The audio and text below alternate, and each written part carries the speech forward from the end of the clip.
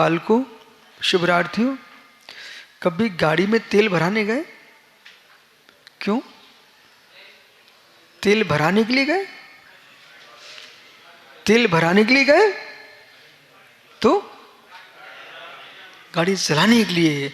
बस ज्ञानी जैसे श्रावक गृहस्थ अपनी गाड़ी में तेल भरवाने के लिए नहीं ले जाता, गाड़ी आगे मंजिल पे पहुंचने के लिए भरवाता तेल, ऐसे मुनिराज आहार लेने जाते हैं, ये तेल भराने जाते हैं मित्र, रखने के लिए नहीं, मोक्ष मार्ग में चलाने के लिए ले जाते हैं। अनशन, ऊनोदर, दूसरा तप कौन सा? ऊनोदर, भूख से कम खाते हैं। जो भूख से कम खाएगा ना, वो बार बार वैद्य के घर नहीं जाएगा। भूख से कम खाएगा, पेट के 4 भाग करो, पेट के 4 भाग करो, उदर के 4 भाग करो, और मित्र 2 भाग में, ठंडी का मौसम है, 2 भाग में अच्छे ठोस द्रव्य रखो, 1 भाग में तरल पानी भरो और 1 भाग खाली छोड़ दो। श्वास लोगे कि नहीं लोगे? और जिसने 4 भाग भर दिए ठोस ठोस से, बस अब 4 लकड़ियों पर चलने की तैयारी और तैयार हो जाएंगी। ओहो, 4 भाग ठोस ठोस भर लिए, बस अब तो 4 कंधे की जरूरत पड़ेगी अब तो। हे मित्र, यदि गर्मी का मौसम है, 1 भाग में ठोस, 2 भाग में तरल, 1 भाग खाली छोड़ दो। इस विधि से जो जिएगा तब भी होगा, वो शरीर भी स्वस्थ होगा। अनसंत, ऊनोदर तप, ओहो, भूख से कम खाना, रस परित्याग। श्रावक तो सब कुछ बनाता है, लेकिन श्रवण का धर्म है, मुझे क्या लेना है। श्रावक का धर्म है उसे अच्छा ही बनाना चाहिए, और साधु का धर्म है कोई ना कोई रस का त्याग करके आहार लेना चाहिए। ये मुनिराज रस पर त्याग, ओहो भाई, जब तुम्हारे मन का सब कुछ सामने आ जाए, फिर मन छोड़ने का मन करे, ये कितनी बड़ी तपस्या है। धन्य वे मुनिराज, सामने थाल के थाल लगे रखे हुए हैं, वो श्रावक कह रहा है स्वामी कुछ भी नहीं लिया, स्वामी कुछ भी नहीं लिया, और स्वामी उसको हटा रहे हैं। ये रस प्रत्याग, इंद्रियों के दर्प को दूर करने के लिए, इंद्रियों के दर्प को दूर करने के लिए जितना गहरा गरिष्ठ रस जाएगा, उतने गरिष्ठ परिणाम होंगे। जीवे अजीवे बा, एक व्यक्ति इसलिए रस छोड़ रहा है कि वैद्य ने कह दिया तुम्हारी नलियां चौक हो गई, बोटू भैया नलियां चौक हो गए, अब घी छोड़ दो। ओ मित्र, नली चौक होने पर घी छोड़ा तो क्या छोड़ा? मेरे मित्र, वासना बढ़े ना, इसलिए घी छोड़ा तो तुम्हें त्याग किया है।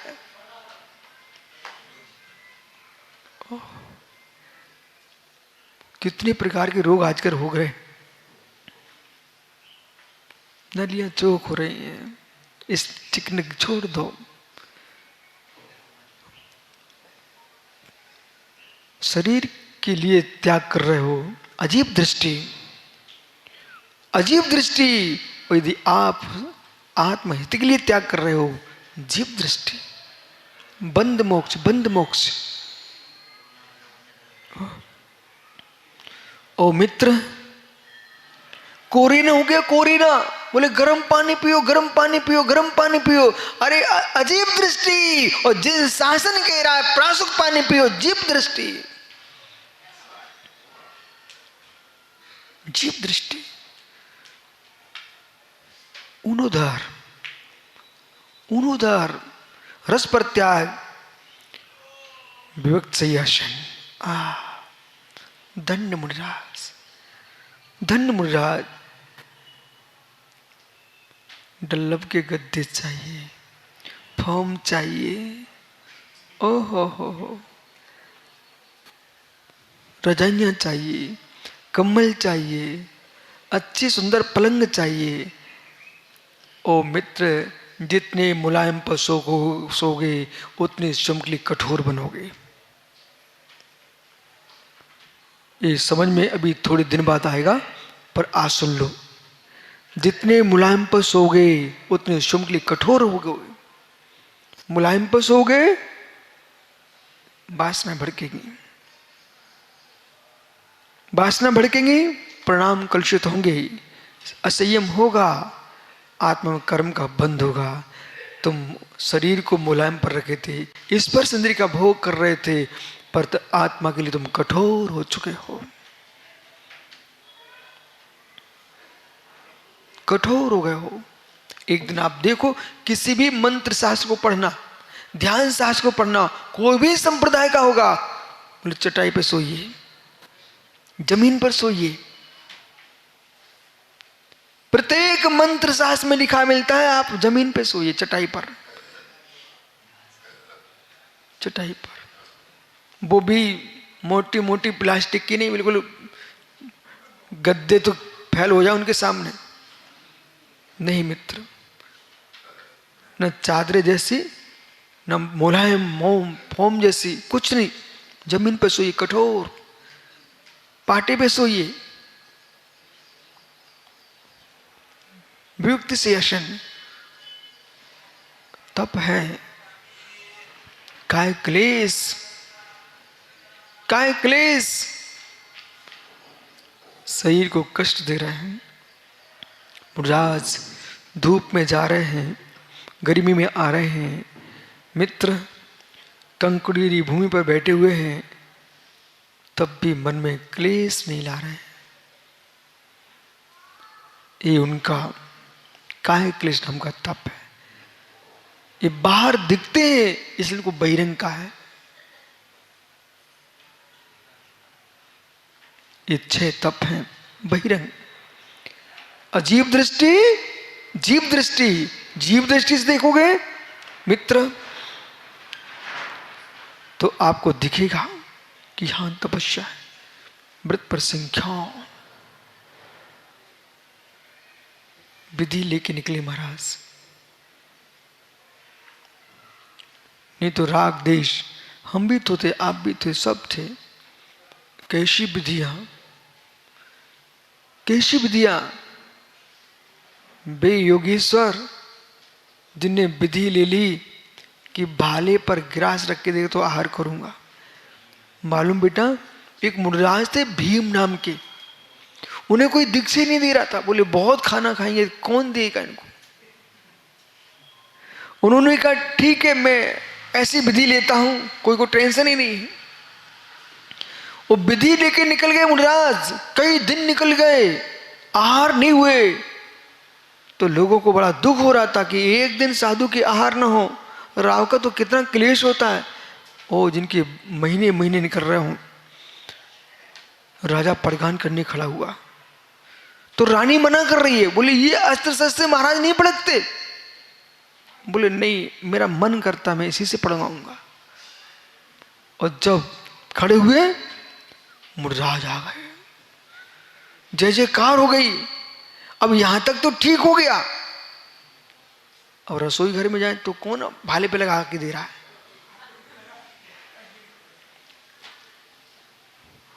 और जैसे राजा के घर में सोने का भाला रखा हुआ था स्वरूप में, वो उठा के लाया और भाले पर ग्रास लगाया। और ग्रास लगा के और ज्यों यूं किया, अंजलि खुल गई, आर हो गए।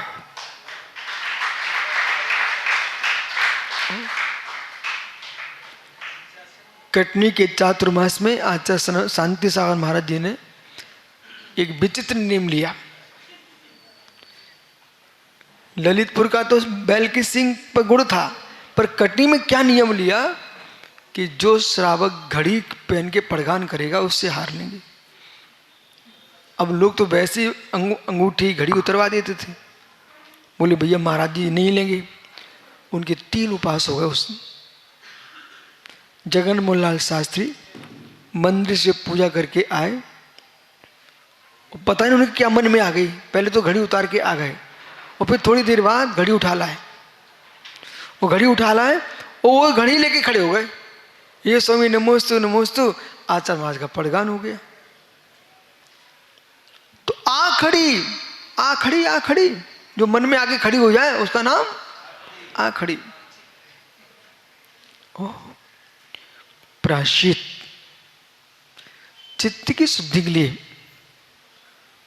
जो गुरु के पास जाते हैं मुनिराज, ओहो, अपनी भूल को कहना कोई सरल बात नहीं है मित्र। अंदर की बात किसी को बता देना ये उन्हें ही संभव है जिनकी मुक्ति बल्लभा तैयार है। अपनी बात किसी को बता देना है।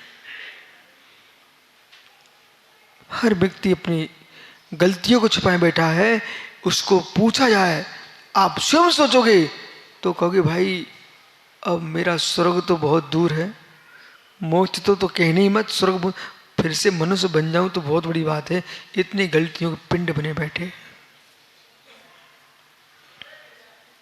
जब तक पुण्य की सत्ता है तब तक कुछ भी समझ में नहीं आता। ज्ञानी जीवन की अंतिम श्वास निकले उत्वाद प्रतिकोण के साथ अपने गुरु के पास जाकर आलोचना करके अपने दोषों का निवेदन करना चित्त शुद्धि के लिए ये मुनिराज का अंतरंग तप है। पहला तप है जीव दृष्टि, किसी को दिखता नहीं है। विनय मतलब कुछ तो ऐसे तप हैं बहिरंग तपों में छोड़ना पड़ता है, अंतरंग तप में कितने पवित्र हैं। अब पहाड़े जी, न मुझे अग्नि पर सिकना है न पहाड़ों पर सूखना है। ओहो, अंतरंग तप कर्म निदा के प्रचंड कारण जितने तप हैं कसाय को दूर कर रहे हैं, और जब तक कसाय होगी तुम तप कर नहीं सकते हो। विनय, तपस्वियों की विनय करना, गुरुजनों की विनय करना, उनके बीच में बोलना नहीं। विनय, ज्ञान विनय, दर्शन विनय, चारित्र विनय, उपचार विनय, इन विनयों से युक्त होकर के जीव तपस्या कर रहा है, तप विनय है। वो करते कुछ भी नहीं दिख रहा है, विनय, पर भक्ति सहित होना चाहिए।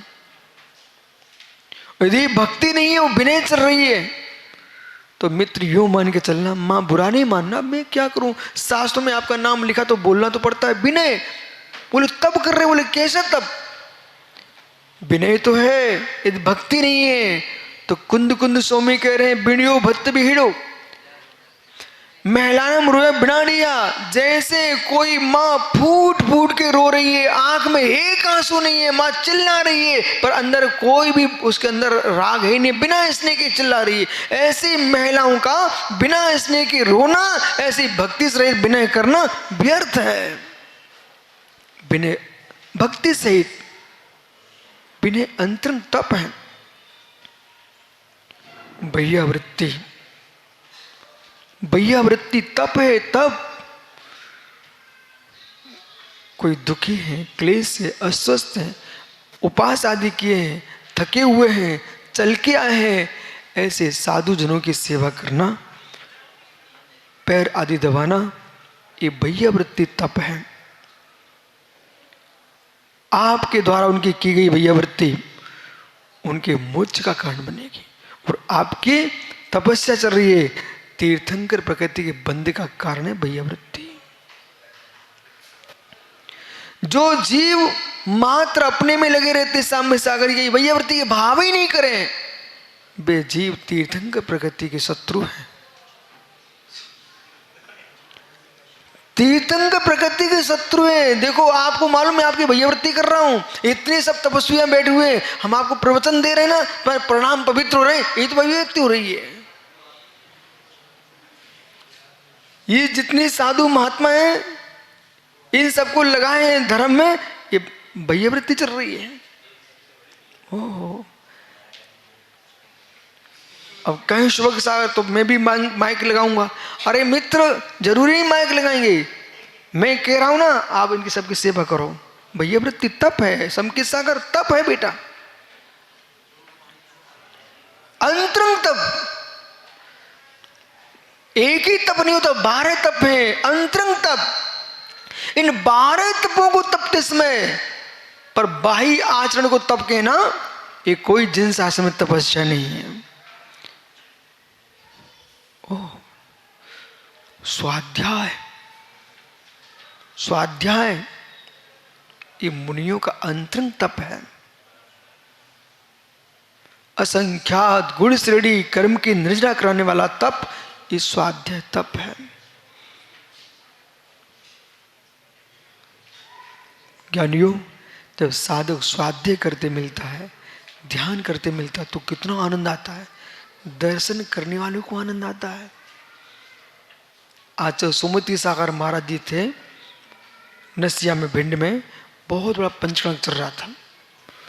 वहाँ पहाड़ी जी हमने देखा इतना बड़ा ग्रंथ, वयोवृद्धाचार्य स्वाध्याय कर रहे थे। मैं इतना खुश हुआ, उनके स्वाध्याय देख मैं प्रभावित हो गया और मैंने बार बार नमस्कार किया। एक महाराज जी बैठे थे दीवार पर, एक महाराज बैठे दीवार पर, वो मालूम क्या बोल रहे थे, अरे बड़ों बड़ों की पूछ होती है, अपन को कौन देखता। मैं बच्चा ही था, मैं सुन रहा था उनकी बात को भी। अब मुझे क्या मालूम इनको बोलना चाहिए कि नहीं बोलना चाहिए।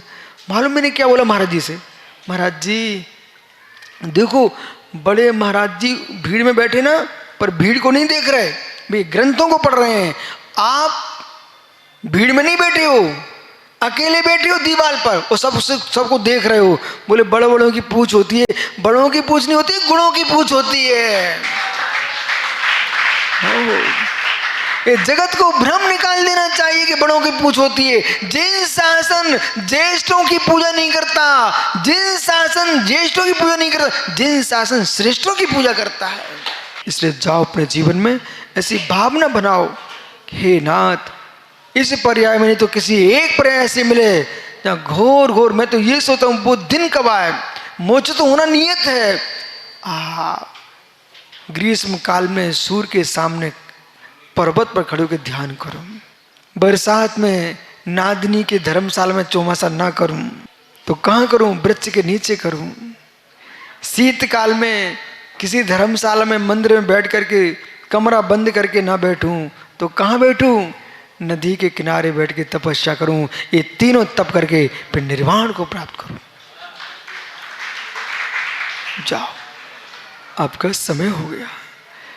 आत्मा स्वभावम परिभाव भिन्नम, आत्मा स्वभावम परिभाव। आत्मा का स्वभाव प्रभाव तीन महावीर स्वामी की।